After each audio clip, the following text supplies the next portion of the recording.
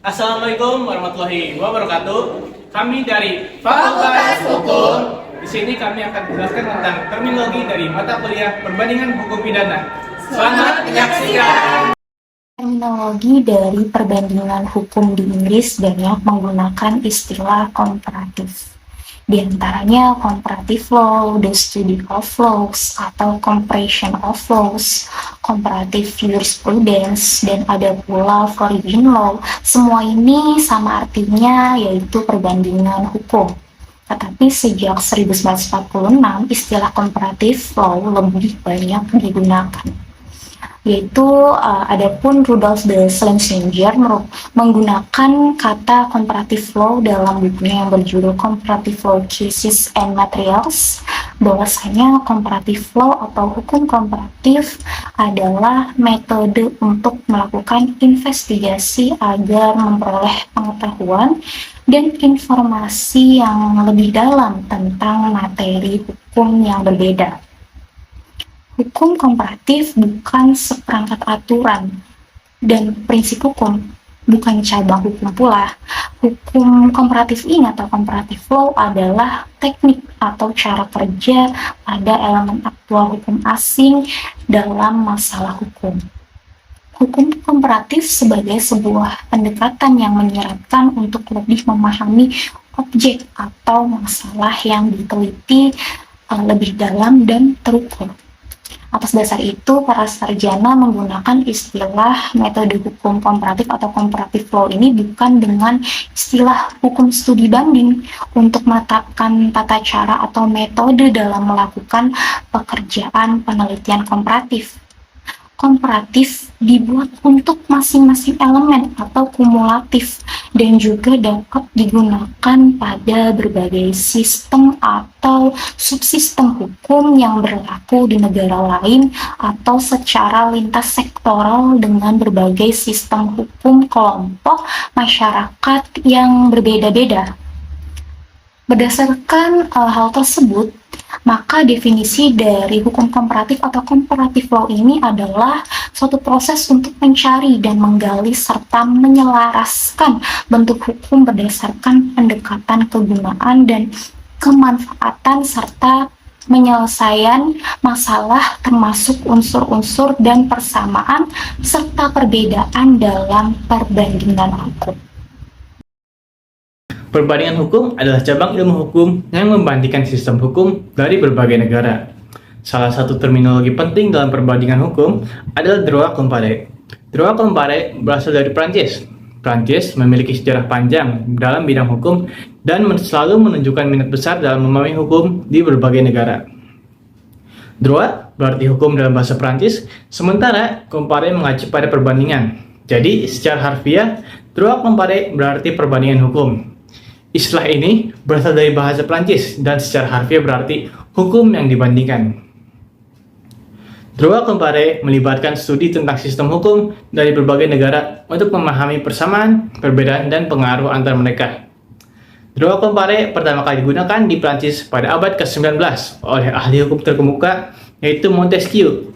Montesquieu melakukan studi perbandingan untuk menyusun suatu asas-asas umum dari suatu pemerintahan yang baik. Ia percaya bahwa membandingkan sistem hukum dapat membantu dalam memperbaiki sistem hukum di negaranya. Namun, ketika berbicara tentang studi perbandingan hukum, kita tidak dapat melewatkan kontribusi dari negara Belanda. Negara yang dikenal dengan sistem hukum yang canggih dan maju dan sebagai negara yang memberi kontribusi sangat besar terhadap perkembangan hukum di Indonesia.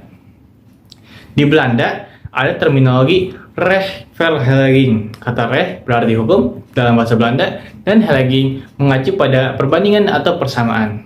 Jadi, istilah ini menggambarkan proses atau metode membandingkan berbagai sistem hukum untuk menemukan kesamaan dan perbedaan dengan tujuan untuk meningkatkan pemahaman dan pengembangan hukum secara global.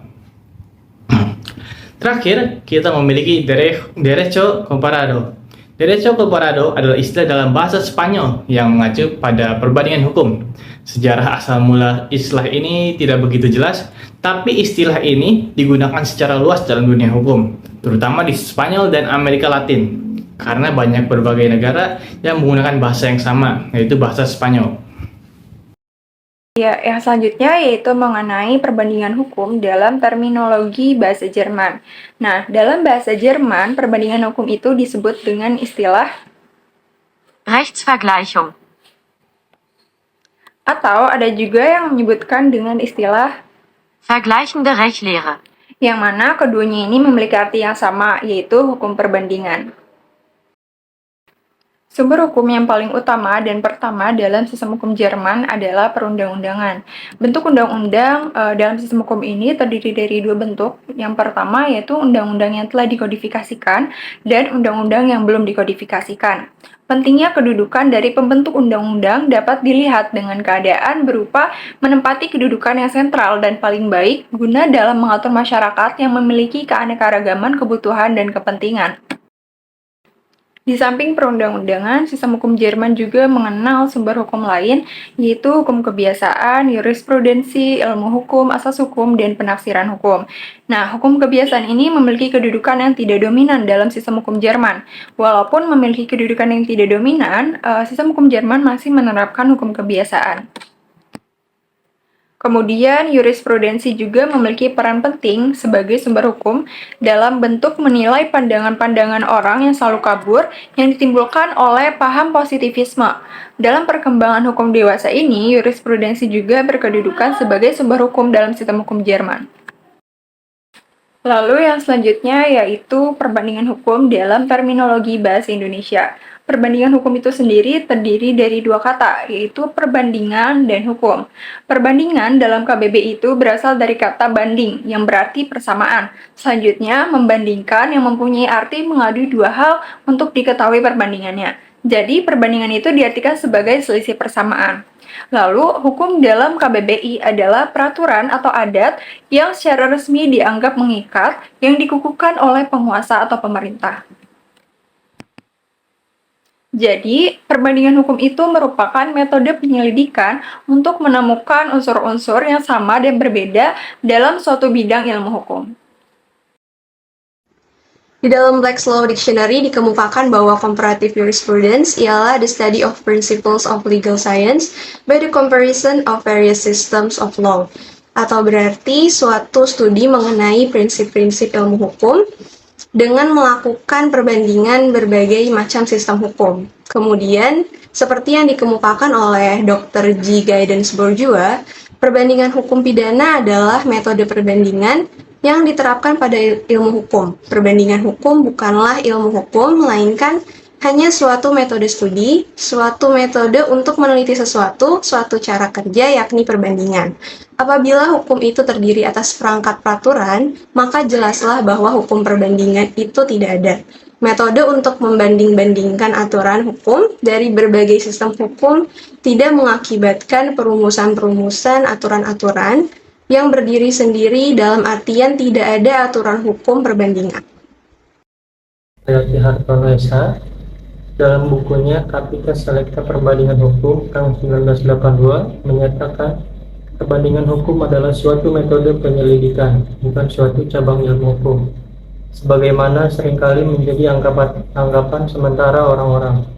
Namun demikian, pada bagian lain tulisannya ia menjelaskan dari pengalaman saya semenjak tahun 1960 ternyata bahwa perbandingan hukum itu memang pertama suatu metode penelitian yang dapat digunakan untuk tujuan praktis, tetapi juga untuk pengembangan ilmu hukum secara teoritis.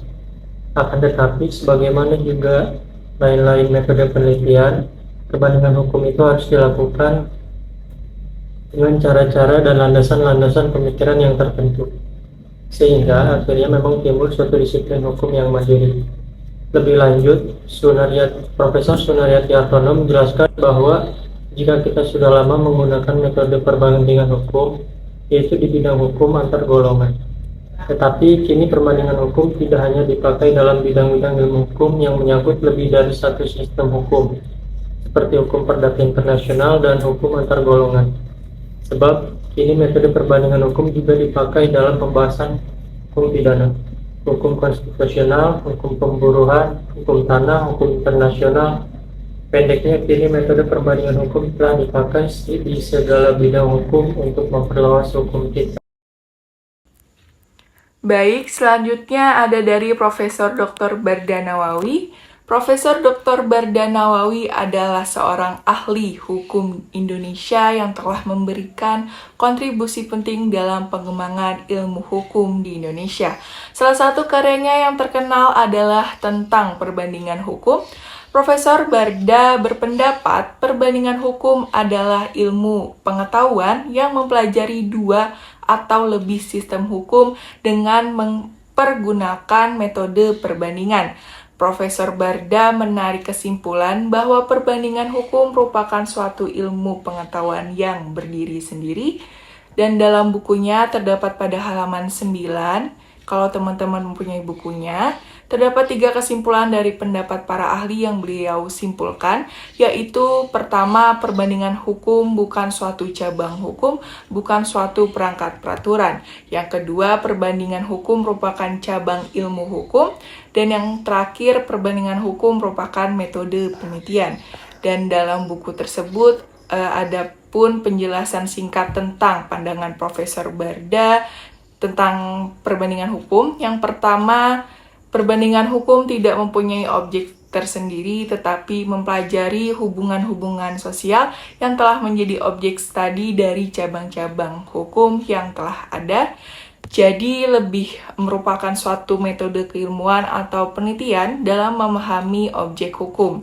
Yang kedua, Profesor Barda menyatakan bahwa perbandingan hukum sangat penting dan diperlukan dalam memahami ilmu hukum. Ilmu hukum umum itu atau general jurisprudensi tanpa perbandingan adalah kosong dan formal.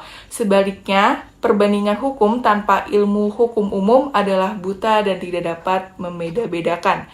Lalu yang ketiga, pada hakikatnya perbandingan hukum, sejarah hukum, dan sosiologi hukum merupakan bagian dari ilmu hukum, khususnya ilmu tentang kenyataan bahwa maksudnya ilmu hukum tentang kenyataan hukum atau Tatsachen-Wissenschaft atau Seinwissenschaft. Yang keempat, berbagai sistem hukum hanya dapat dibandingkan selama sistem-sistem hukum itu berfungsi untuk memenuhi kebutuhan hukum yang sama. Dengan demikian, perbandingan hukum tidak bertitik tolak pada norma-norma hukum, tetapi pada fungsi-fungsi, yaitu mencari identitas dari fungsi norma, maksud saya fungsi norma hukum dalam penyelesaian problema sosial yang sama. Yang kelima, melakukan perbandingan hukum bukanlah suatu pekerjaan yang mudah. Yang keenam, Profesor Barda mengungkapkan hal yang jelas sulit dalam mengetahui sistem nilai ideologi, politik, ekonomi, dan sosial budaya adalah melatar belakangi sistem hukum yang ingin diperbandingkan itu.